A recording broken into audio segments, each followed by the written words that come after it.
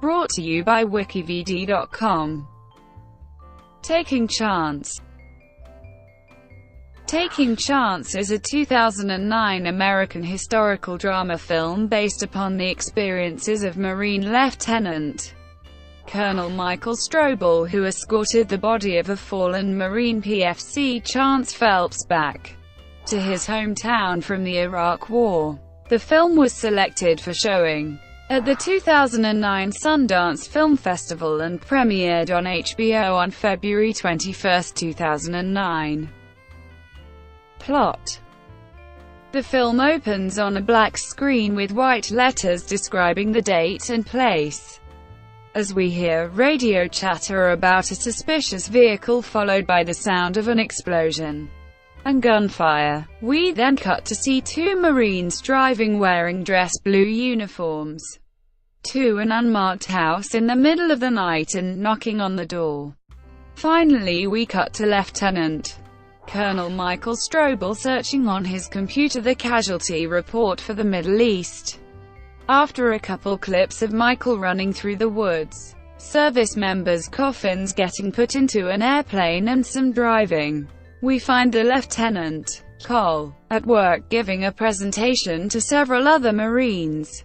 The Lieutenant Col makes his way home with his family for a short while, then the camera cuts to 5 Marines in woodland Marpat camouflage taking US flag-draped coffins off of an airplane in the rain. After a short clip of the Lieutenant Col eating dinner with his family, we find him looking at the casualty report yet again, but this time he writes down some information.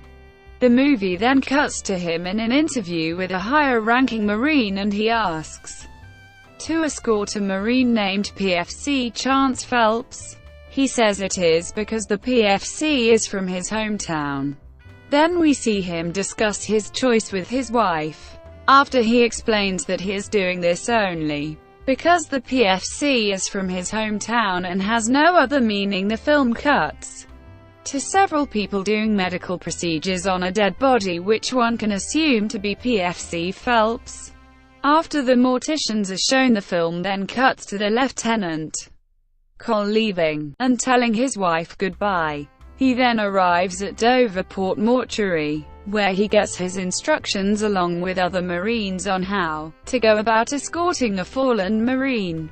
After the instruction, all the service member escorts who are awaiting their turn to depart head outside and render honors as each of them departs. The Lieutenant Col is informed that Phelps isn't ready to be transported due to the amount of casualties.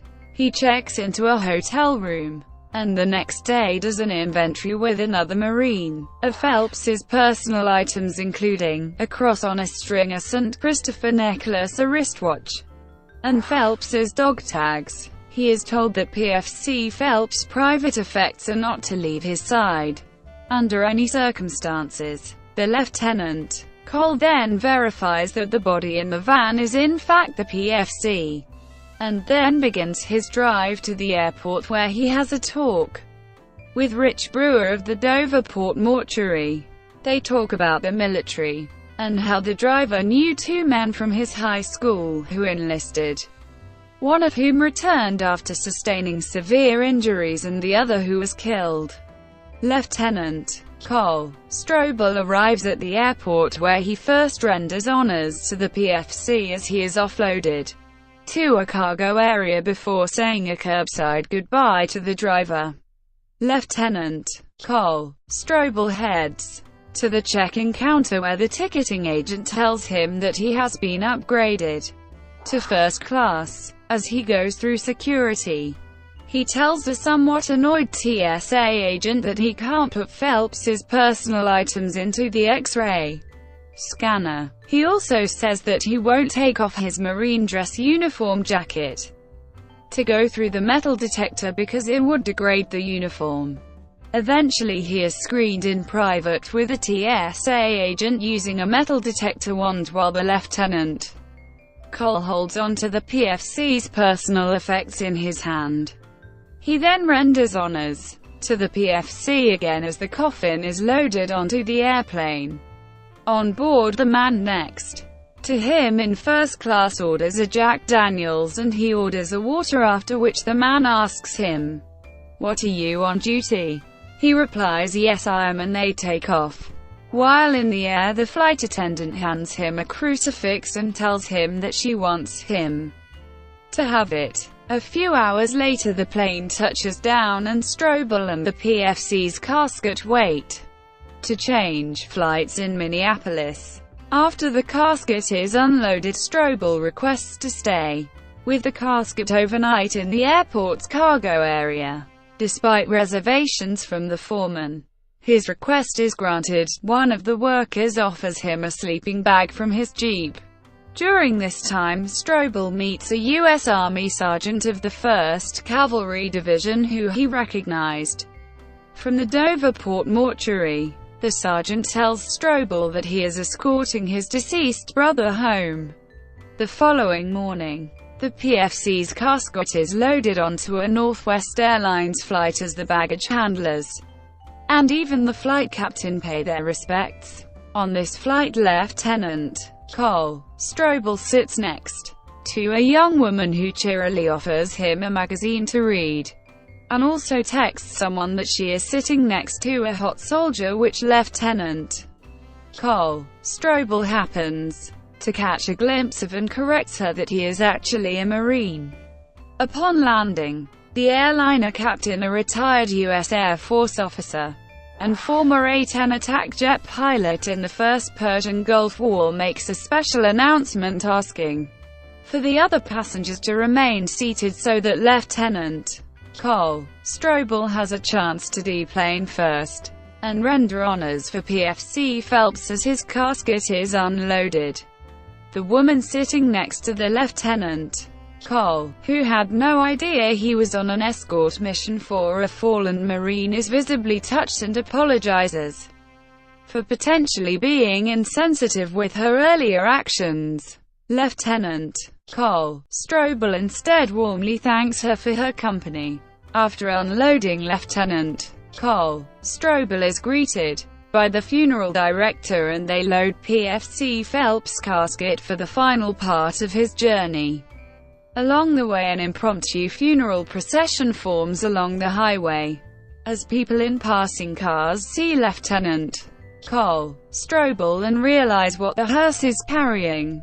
After arriving in the town where PFC Phelps' parents reside, the Lieutenant Cole is greeted by a younger fellow Marine who, along with a partner, had driven up from Salt Lake City a few days earlier to inform PFC Phelps' family of his death. The men proceed into the funeral home, where the younger Marine suggests that this would be a good time to place some personal items that PFC Phelps' family had asked him to place into the casket.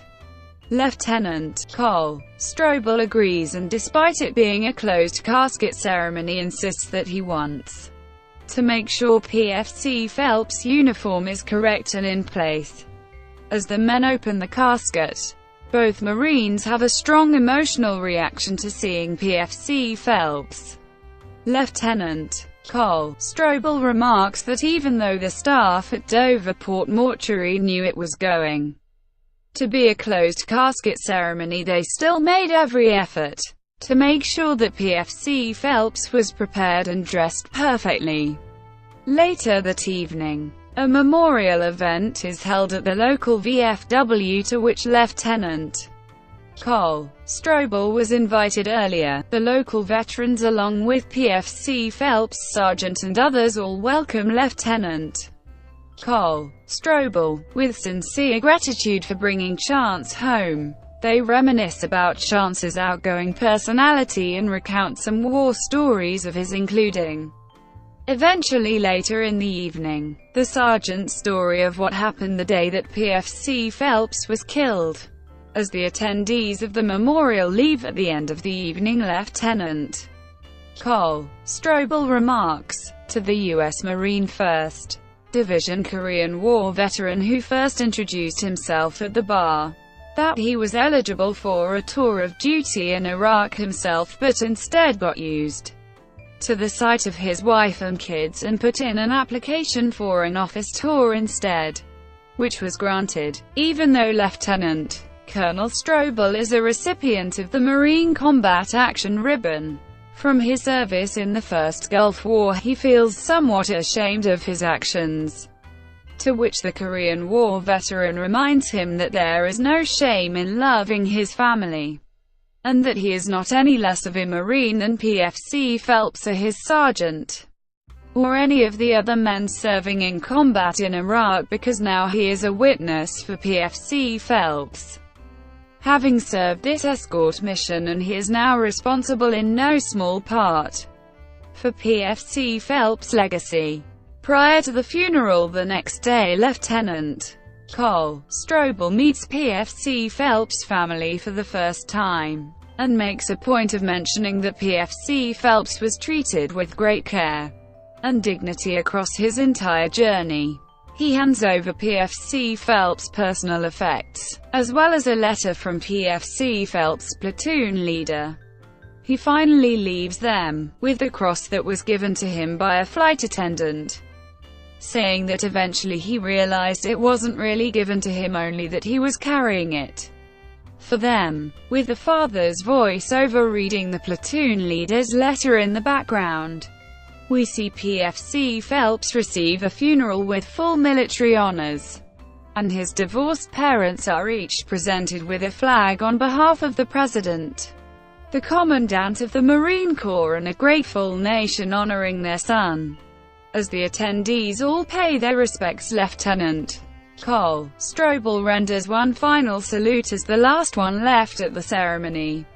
The film ends as Lieutenant Colonel Strobl reminisces about his experience, saying that despite the fact he didn't know PFC Chance Phelps prior to his death, somehow after escorting him home and laying him to rest he now misses him. We then see Lieutenant Colonel Strobl returning home and embracing his wife and children, as the final shot of the film reveals that the mailbox of the unknown house depicted at the beginning of the film says Phelps, in memory of Lance Corporal Chance Russell Phelps, an American hero. Critical reception.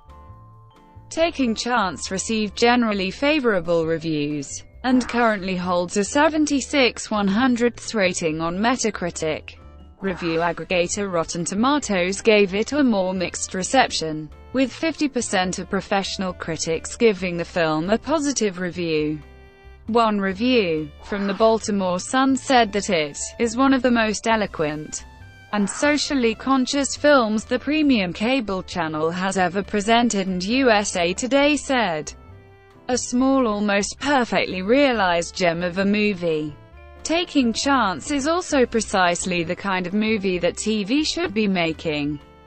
On the other end is Slant magazine, saying instead of well-drawn characters, a real human drama, we are presented with a military procedural on burial traditions. The film desperately wants the viewer to shed tears for its fallen hero without giving a single dramatic reason to do so.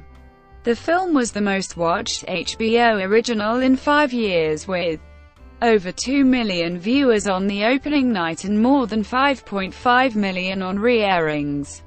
Critics often attribute this success to its apolitical nature, not directly depicting nor offering an opinion of the Iraq War. Former Secretary of Defense Robert Gates wrote in his memoir, Duty, that the film had an important impact on his decision to allow the media access to the transfer of fallen service members at Dover Air Force Base in February 2009. Bacon received a Golden Globe Award for Best Actor Miniseries, a television film, and a Screen Actors Guild Award for Outstanding Performance by a Male Actor in a Miniseries or Television Movie. The film received 10 nominations for the 61st Primetime Emmy Awards, winning the Emmy for Outstanding Single-Camera Picture Editing for a Miniseries or Movie. Brought to you by WikiVidi.com. Would you like to know more?